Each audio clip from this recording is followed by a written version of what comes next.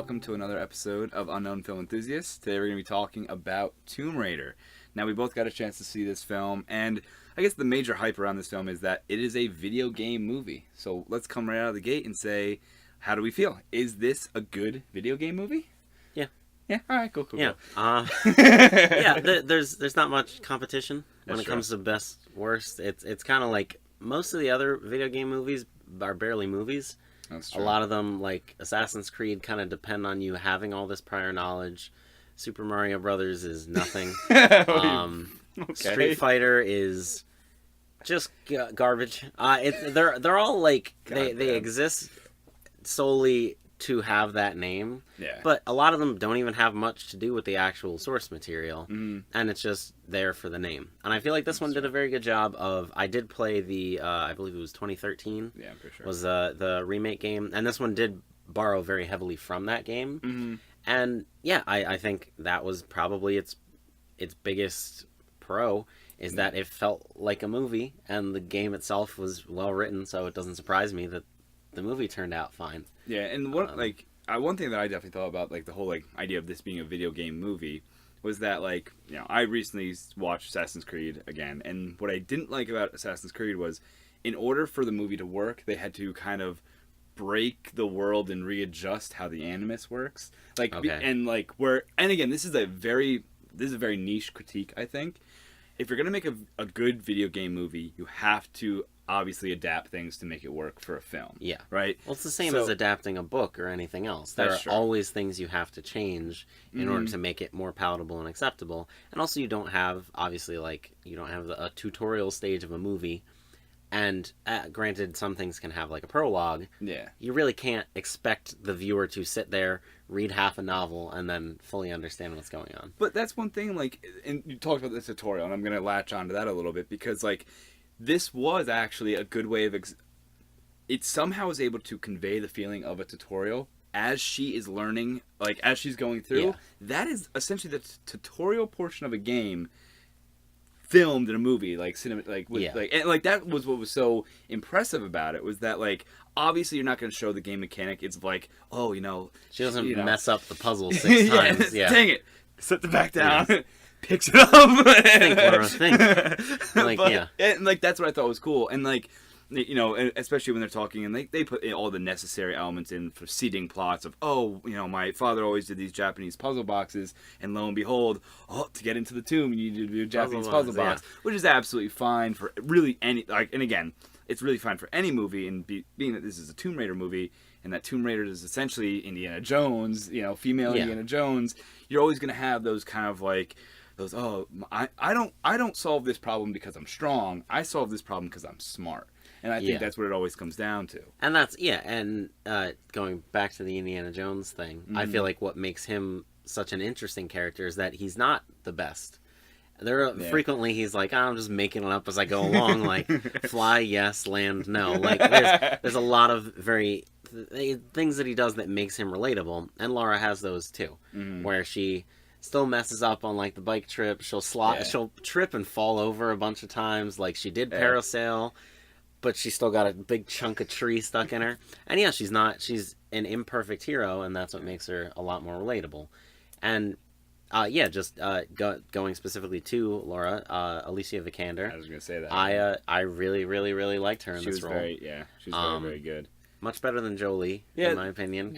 I never got a chance. I think I probably saw bits and pieces of the first Tomb Raiders, but I never really saw them or invested anything in them.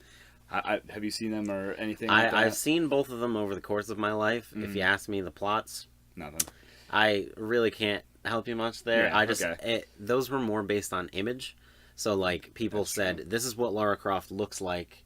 We picked this actor. She has 2 guns. She's wearing short shorts. And a lot of it was sex appeal and early 2000s action stylings of quick edits. And this movie, I feel like, was a lot more focused on the story. Oh, yeah. And that was probably the best part about it is it didn't feel like, this is a fantastical video game. It felt like all of this existed and was real, and it didn't take too much to suspend your disbelief. And that's like in the story about this film. I mean, it's, you know, her father's lost, or whatever, and she has to go find her father. And then as she's going there, oh, there's the token bad guy. Now we have to fit. Now, oh, the token bad guy is going to bring us to the final stage.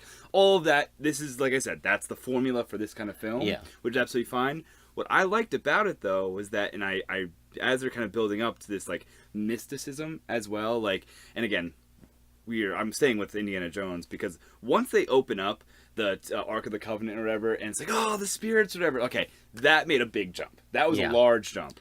But you care so much at that point, they could have done anything. That's true. A shark could have jumped out of there, and I would have been like, yeah, this is a good movie. The shark Sorry, killed all the this Nazis. is the best movie. Oh, yeah, it's combining both Jaws and Indiana Jones. Oh. Steven Spielberg, I love you.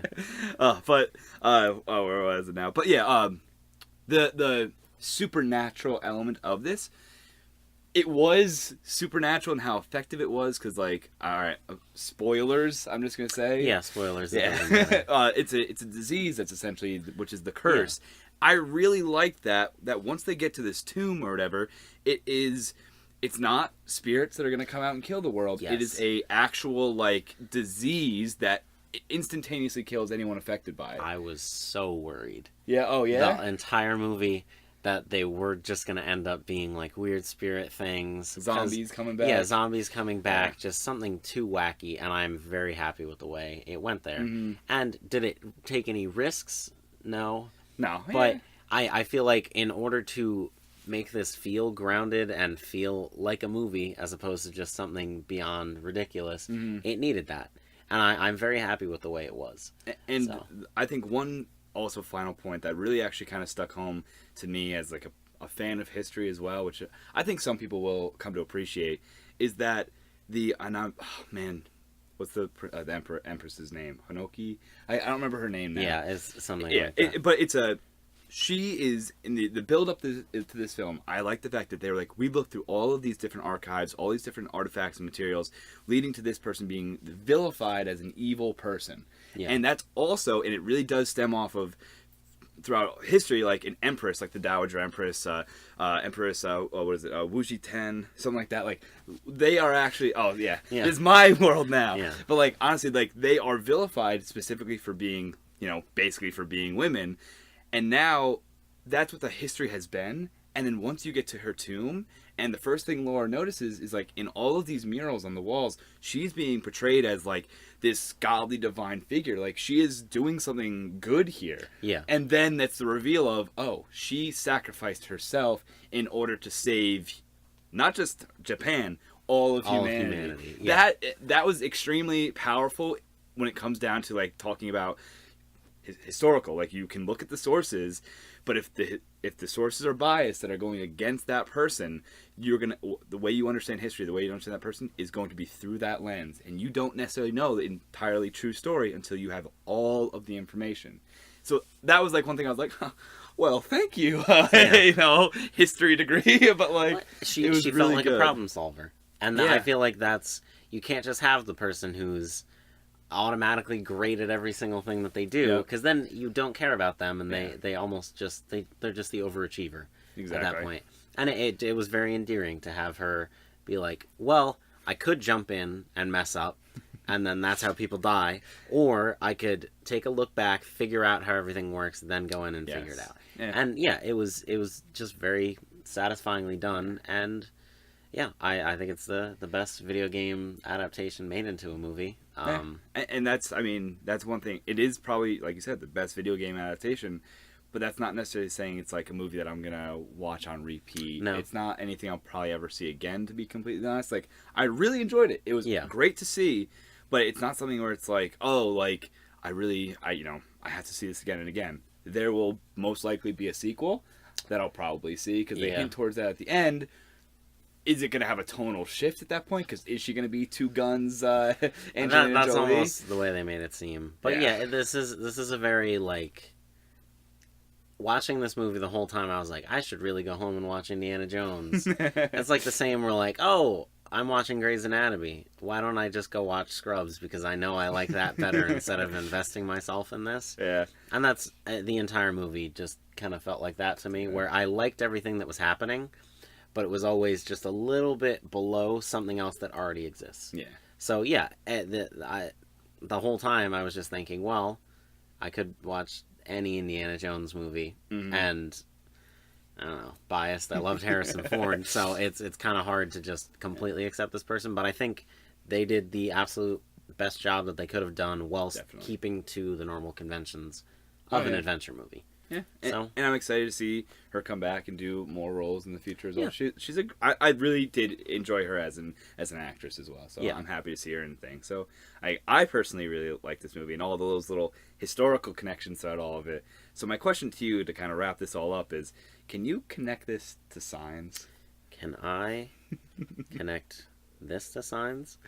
Well, if we think about it, if we think about it, I have to make it sound hard. Alicia Vikander, Lara Croft in this movie. Wonderful. She was in The Man from U.N.C.L.E. in 2015 with Armie Hammer.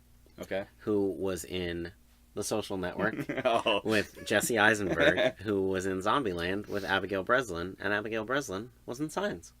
All right. Signs Heal Delivered. It's Signs. Every time. Yeah, you can't stop me. Social Network is your... Social Network was a good platform today, all right? Good platform. It's a good network. It's a good network. No problems with the Social Network. And with that, I think we'll sign off. Thank you. Cut. Thank you again for watching. Have a great day. We'll talk to you soon. God.